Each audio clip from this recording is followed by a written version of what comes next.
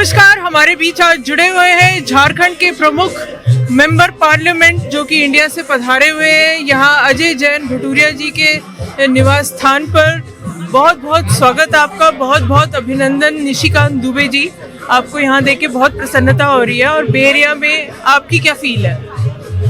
मुझे तो लगता है कि मैं इंडिया में ही हूँ, अपने लोगों के बीच में हूँ। और सबसे अच्छी बात क्या है कि सभी अपने ज़मीन से जुड़े हुए हैं और सभी को भारत के लिए प्यार है। और ये हमेशा सुकून देता है कि आप बाहर आकर भी हिंदुस्तान के बारे में चिंता करते हैं, हिंदुस्तान से जुड़े हुए हैं, वहाँ की मिट्टी से जुड़े हुए हैं। तो वही फीलिंग मेरी भी है। We want to give a warm welcome, big round of applause and welcome to Nishikant ji and Anupam ji. यज्ञैः कृतेन त्वं तनुवो वर्धयस्व सत्याः सन्तो यजमानस्य कामाः।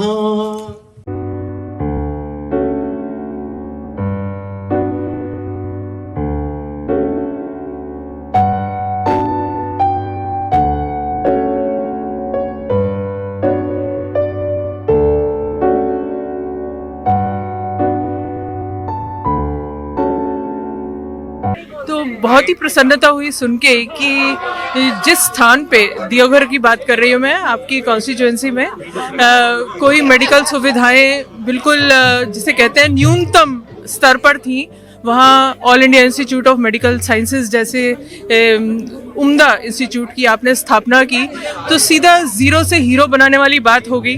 तो आपने सीधा एम्स की कल्पना कैसे की और उस कल्पना को साकार करने में निश्चित रूप से कई कठिनाइयाँ ज़रूर आई होंगी, तो क्या कहना चाहेंगे? देखिए, मैंने आपको कहा ना कि जब 2014 में माननीय मोदी जी प्रधानमंत्री बने तो राष्ट्रपति के अभिभाषण में उन्होंने कहा कि कुछ राज्य जहाँ की मेडिकल फैसिलिटी नहीं है, हम सभी राज्यों में all India institute of medical science की जो है स्थापना करेंगे। और वहीं से मुझे लगा कि एम्स बन सकता है। फिर उन्होंने क्या किया कि बनारस में एम्स बन सकता था, लखनऊ में एम्स बन सकता था, तो उन्होंने गोरखपुर जैसे पिछड़े जगह को जो है उत्तर प्रदेश का एम्स दिया।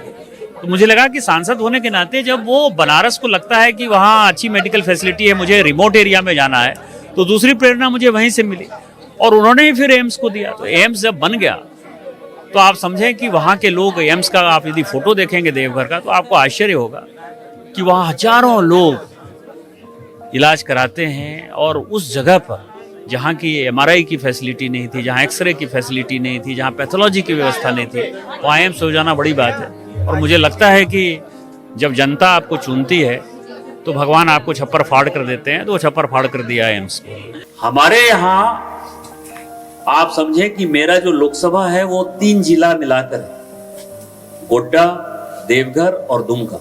दुमका हमारी सेकंड कैपिटल है झारखंड, और झारखंड जिस राज्य को मैं बिलोंग करता हूं, जहां से सांसद हूं मैं, भारत का 50% माइंस और मिनरल्स, भारत का 50% माइंस और मिनरल्स केवल और केवल झारखंड।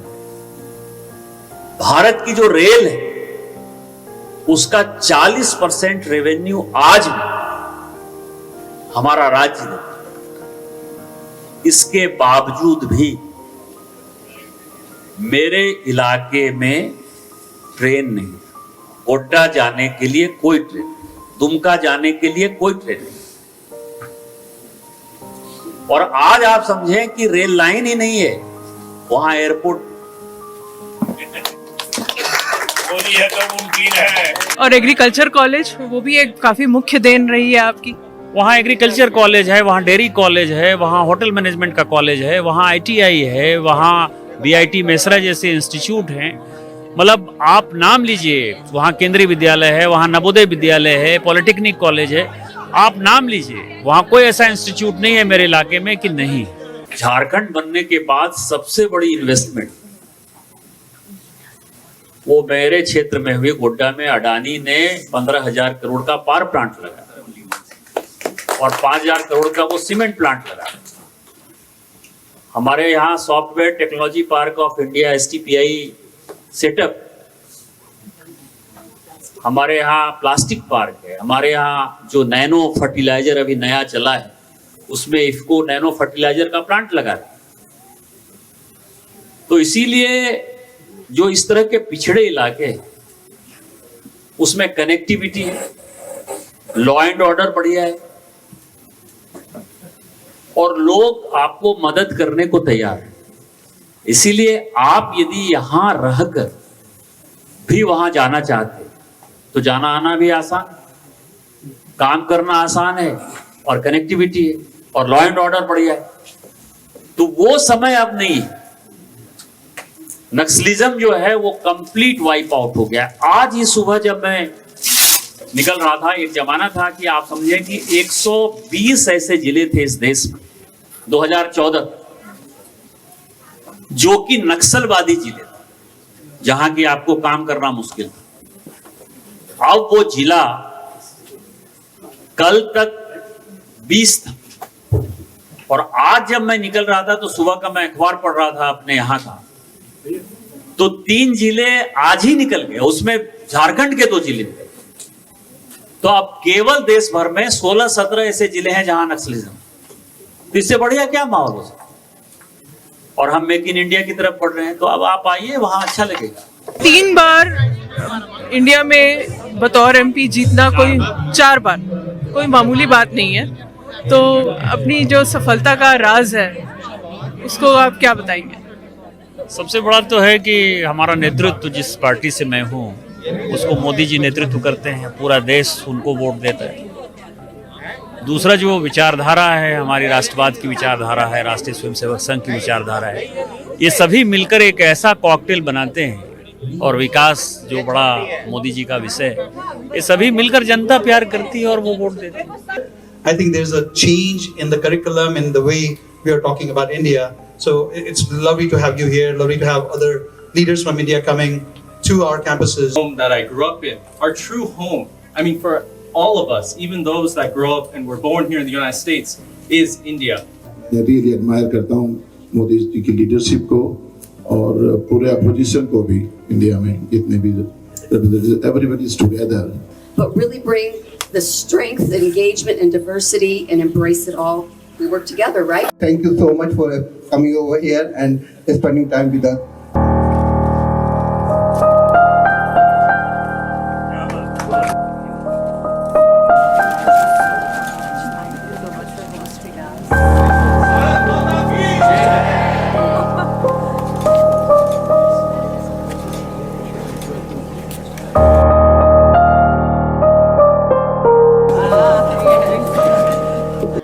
बहुत प्रसन्नता हुई। So last but not the least, yo India TV देखने वाले सारे ही दर्शकों को आपका क्या संदेश है? सभी को ढेर सारी शुभकामनाएं और भारत के प्रति ऐसे ही जुड़े रहिए, भारत के अमन चैन शांति के लिए जो है प्रार्थना करते रहिए और मोदी जी मजबूती के साथ पूरी दुनिया में इसी तरह से डंका बजाते रहें, यही आप भगवान से प्रार्थना करते रहिए। धन्यवाद।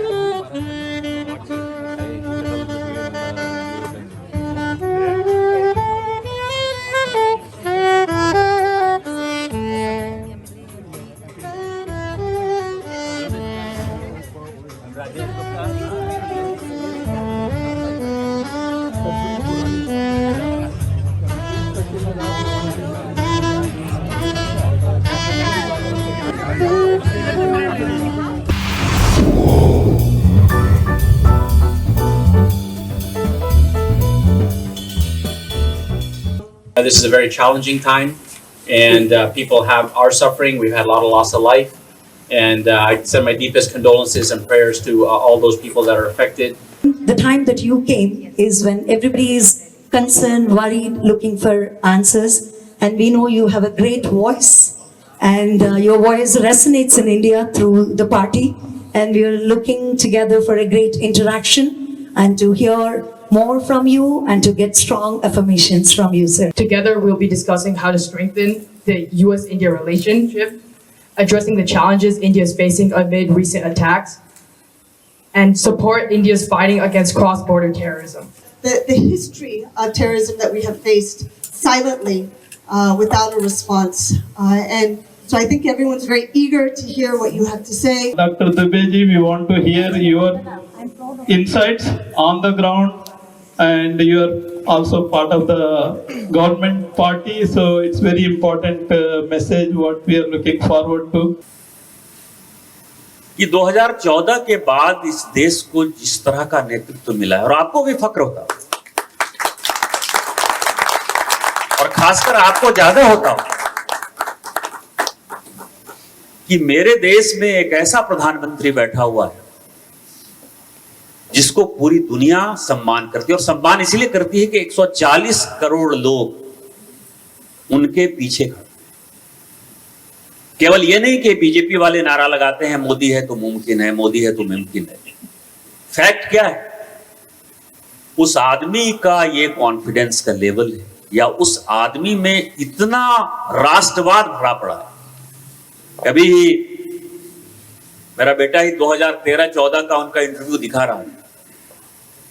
उनको जब एक पत्रकार ने पूछा, रजत शर्मा ने पूछा आपकी अदालत कि 26 से 11 यदि आपके समय हो गया होता, 2008 जो हुआ मुंबई में, तो आप क्या करते यदि आप प्रधानमंत्री होते? तो पंडित जी, उमाशंकर जी, उन्होंने उसका जवाब बहुत बढ़िया दिया। यदि मैं प्रधानमंत्री होता तो मैं घुस के मार, और वही आज हुआ। मोदी जी हमेशा कहते हैं कि मैं जो कुछ करता हूं वो बोल के करता, मैं पीठ पीछे नहीं बोलता, या मुझे जो है किसी के मेडिएशन की आवश्यकता नहीं है। कई एक नेताओं को यह बुरा लग सकता है। हम जहां जिस देश में खड़े हैं वो हमारे साथी हैं, हमारे दोस्त हैं, हमारे साथ अच्छे रिलेशन हैं, लेकिन जिस दर्द को हम भोग रहे हैं पिछले 77 साल से, उनको वो नहीं भोग रहे। इसीलिए हमको किसी नेगोशिएशन की आवश्यकता नहीं है, हमको किसी की परवाह नहीं है। हमारे लोगों को यदि इन्होंने मारा है तो हम किसी का मेडिएशन नहीं बर्दाश्त करेंगे। हम शास्त्री जी की तरह ताशकंद नहीं चले जाएंगे, हम घुस के मारेंगे। और मैं आपको दावे के साथ कह सकता हूं कि 2025 बीतने दीजिए, पाकिस्तान आपको 4 खंड में विभाजित दिखाई देगा, और जो हमारा हिस्सा है, जिसको कि वो पाकिस्तान ऑक्युपाइड कश्मीर कहते हैं, जो हमारा कश्मीर है वो हमारा होगा, और पूरा कश्मीर हमारा।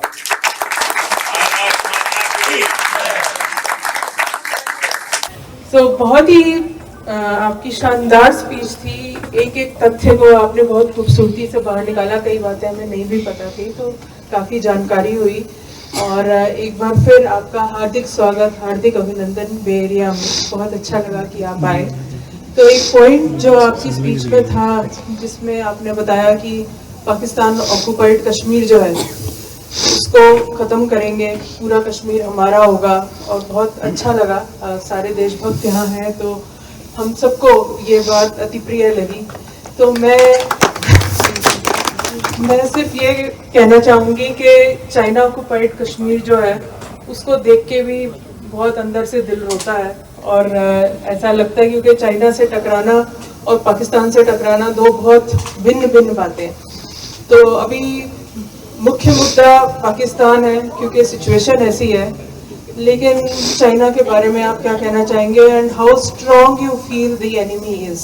कश्मीर है पुकारती पुकारती है भारती, खून से तिलक करो गोलियों से।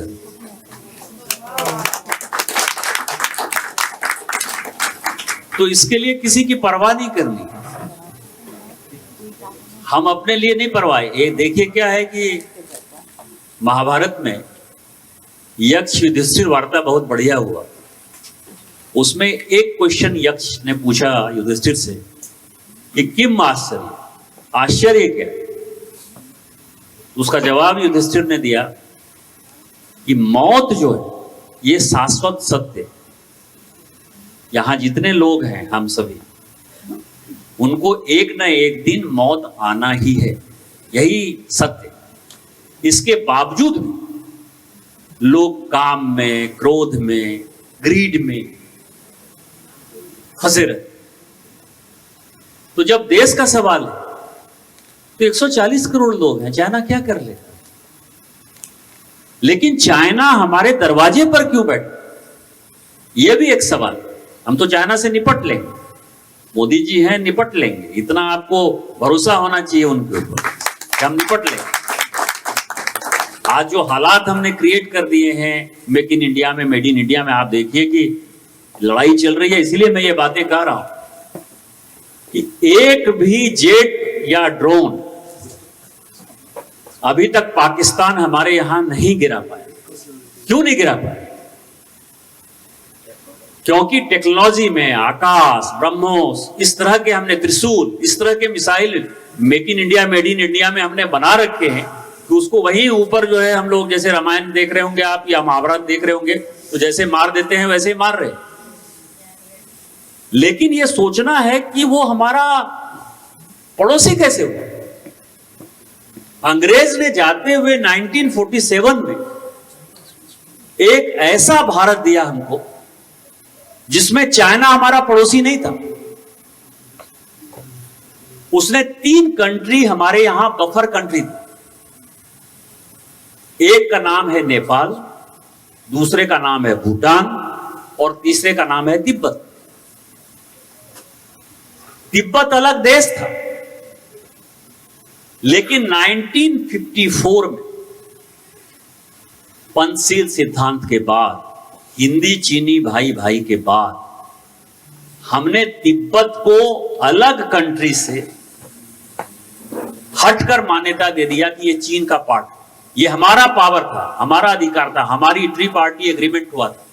भारत के साथ ये समझौता है, जैसे आज भूटान की रक्षा का जो है समझौता हमारे साथ है, नेपाल के साथ हमारा है,